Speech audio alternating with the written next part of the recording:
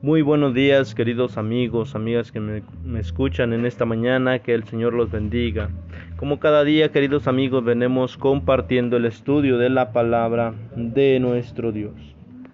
Eh, para el día de hoy, queridos amigos, sabemos que llegamos a la conclusión, hacemos como un pequeño resumen o nos centramos en lo que realmente nos habló esta lección de esta semana.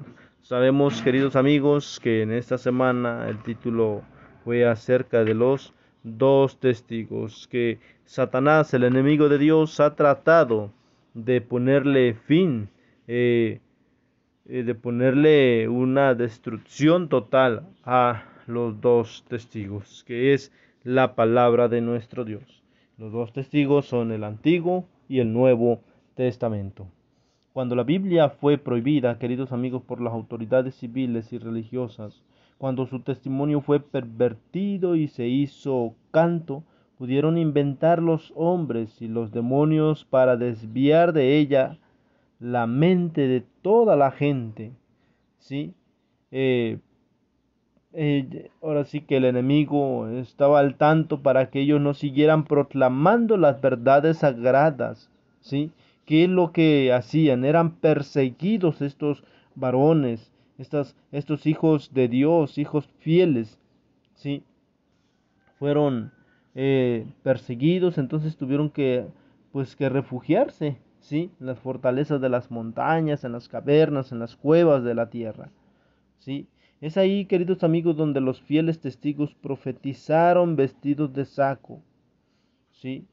Sin embargo, queridos amigos, siguieron dando su testimonio durante todo ese tiempo, todo ese periodo de los 1260 años.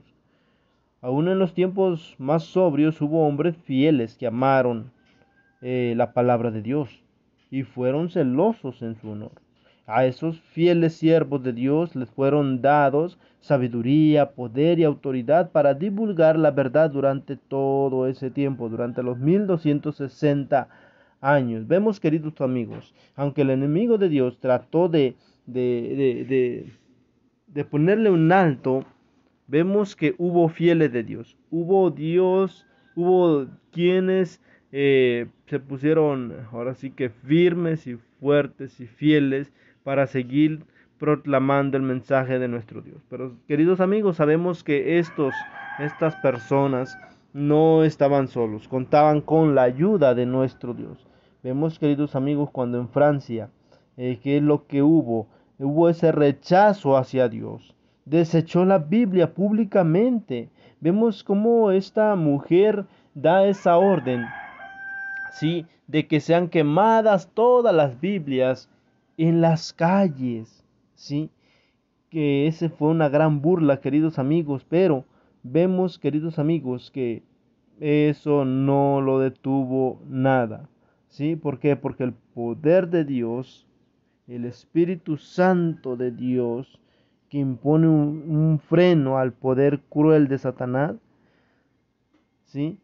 Al poder de Satanás se le permitió al que solo se deleitaba en los sufrimientos de la humanidad que hiciese su voluntad, ¿sí? Los que habían preferido servir a la rebelión cosecharon sus frutos hasta que la tierra se llenó de crímenes tan horrendos que la pluma se resiste a escribirlos.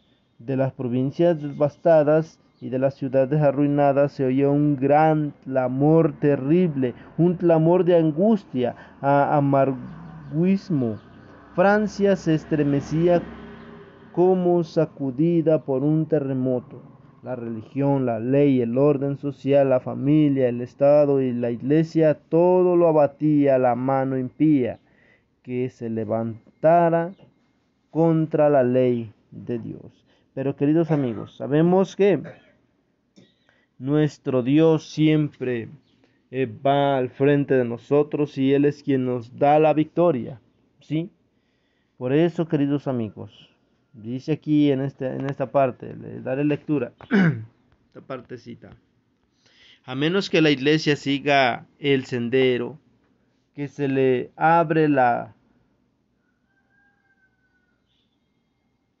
providencia y al aceptar cada rayo de luz, cumpla todo deber que se le ha revelado. La religión degenerará inevitablemente en la observancia, mera observancia de las formas, y el espíritu de piedad vital desaparecerá. Queridos amigos, vemos aquí la pregunta: ¿cómo se revelan en la Revolución Francesa los principios del gran conflicto? Vemos qué es lo que hubo, queridos amigos. Satanás intentó de terminar con los dos testigos, ¿sí? Quemando todas las Biblias para que así la palabra de Dios quedara, ¿cómo se podría decir? Tuviera su fin, quedara en el olvido. Pero, queridos amigos, hubo grandes fieles que se mantuvieron fieles y siguieron proclamando el mensaje de nuestro Dios. Querido amigo, Dios existe, claro que sí. Nuestro Dios, nuestro Padre Celestial, siempre está al lado de sus hijos.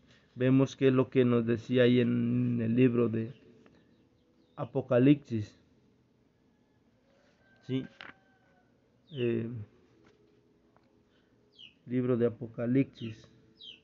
Vemos que es lo que nos dijo acerca de los dos testigos asesinados. ¿Sí? Lo vemos ahí en Apocalipsis capítulo 11. Dice el 7, versículo 7, dice: cuando hayan acabado su testimonio, la bestia que sube del abismo hará guerra contra ellos y los vencerá y los matará, y sus cadáveres estarán en la plaza de la grande ciudad, ¿sí? De la grande ciudad, que en sentido espiritual se llama Sodoma y Egipto, donde también nuestro Señor fue crucificado. Queridos amigos, vemos cómo la palabra de Dios, pues como dice aquí en las Sagradas Escrituras, que fue asesinada en las plazas, en las calles de la ciudad.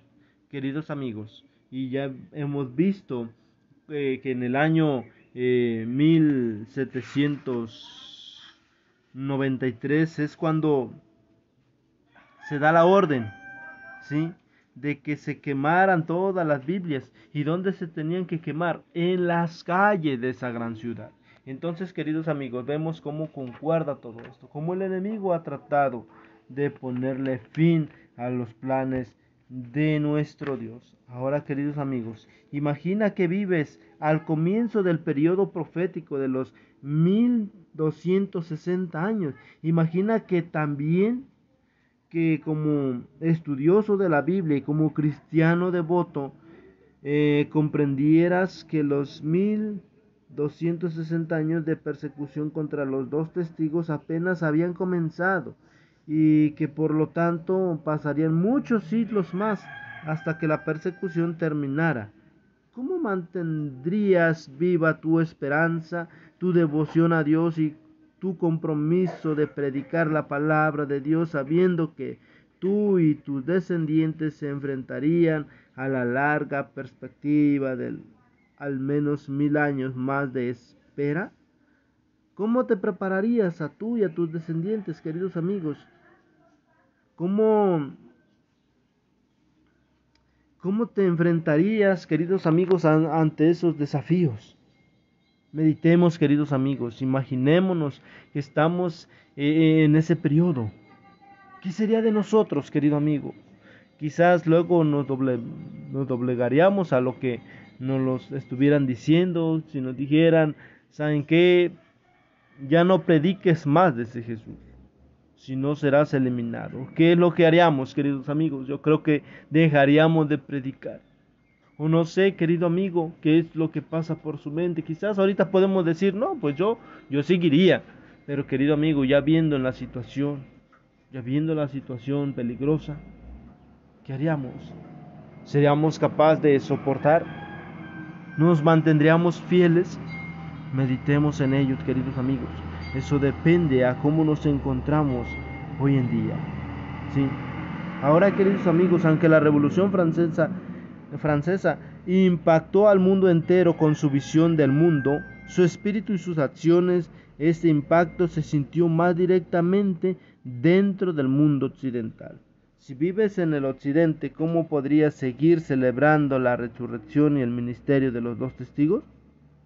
Si vives en otras partes del mundo que no fueron impactadas directamente por la revolución secular o atea de Francia, ¿cómo ha intentado tu sociedad, comunidad local matar a los dos testigos o hacer que ministren vestidos de silicio? Querido amigo, vemos que hoy en día, al menos aquí en mi comunidad, pues existe la Iglesia Católica, pero vemos ahí, queridos amigos, que jamás toman la Biblia.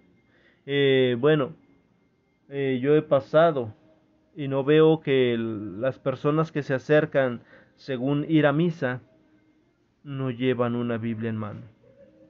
Querido amigo, de ahí vemos cómo el enemigo sigue trabajando. Como les decía en la lección pasada, podemos tener nuestra Biblia en casa, pero el enemigo es tan astuto que tiene en qué ocuparnos, en las redes sociales, en los dispositivos, estar chateando, estar haciendo otras cosas, menos estudiando su palabra. Querido amigo, entonces mi invitación en esta mañana es que meditemos cómo nos encontramos. Estaríamos, si estuviéramos pasando en el periodo de los 2000, de los 1260 años, ¿qué sería de nosotros, queridos amigos? ¿Sí? ¿Cómo estaríamos? ¿Sí? ¿Estaríamos firmes? ¿O qué sería de nosotros? Meditemos, queridos amigos. Que el Señor bendiga su palabra. Esto ha sido el mensaje para el día de hoy. Oremos para finalizar. Señor y Dios y buen Padre Celestial, gracias le damos, bendito Padre, en esta mañana por su dulce palabra. Gracias porque usted nos da el entendimiento, nos da la sabiduría, nos da la capacidad de poder entender su bendita palabra. Ayúdanos pues cada día a entender mejor su palabra. Y ayúdanos, Padre, que su Espíritu Santo, más bien Espíritu Santo, ayúdanos. Denos ese sentir, ese anhelo, ese deseo de estudiar su palabra. No una vez por día, sino muchas veces al día. Por favor, ayúdanos, Espíritu Santo, pon esos en nuestra mente, en nuestro corazón. En el nombre de Jesús todo esto lo suplicamos, lo rogamos y también lo agradecemos en el nombre de Jesús. Amén. Bien, queridos amigos, pues hemos llegado al final de este video. Le agradezco que se haya quedado hasta el final. Deseo que tenga un día lleno de bendiciones.